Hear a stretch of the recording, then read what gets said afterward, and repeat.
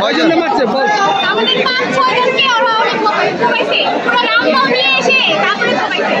ওই যে আপনার হচ্ছে আওয়ামী লীগের লোকজন, তারপর হচ্ছে এই আপনার এই মসজিদের সামনে এসে খালি কোপাইছে। ওয়ার্ডের কাউন্সিলর 7 নম্বরের কাউন্সিলর তামিমের লোকজন ছিল, কাউন্সিলর ছাত্রছাত্রীদের প্রমাণ ছিল, কাউন্সিলর তামিমের ছেলেপেলেরা আমার ভাইয়ের উপর আক্রমণ করছে, আমাদের জায়গা জমি দখল করে আমাদের কোপায় বের করার চেষ্টা করছে। এখানে অনেক ছাত্রলীগ কাউন্সিলর তামিম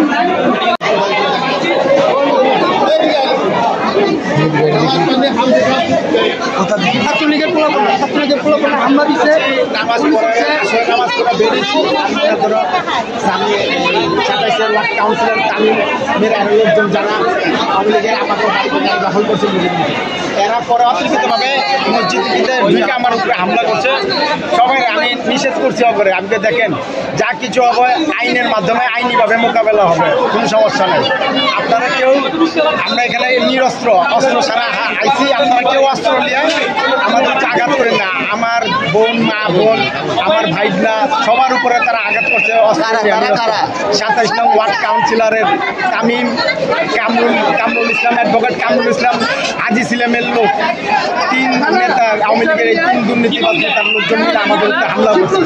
আমার বাড়ি ঘরের জায়গা জমি এরা লুট করে নিছে, আমার যা আসলে সব কিছু তারা লুট করে নিয়ে গেছে। আমি আসরের নামাজ পড়ছি মসজিদে, নামাজ পড়ার পর তারা আমার মসজিদের ভিতর থেকে বাইরে আমার উপরে হামলা করছে।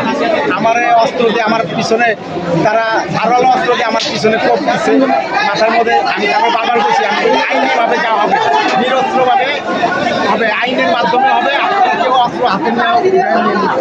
আমি বারবার অনুরোধ করছি, তারা অনুরোধ শুনে নেই।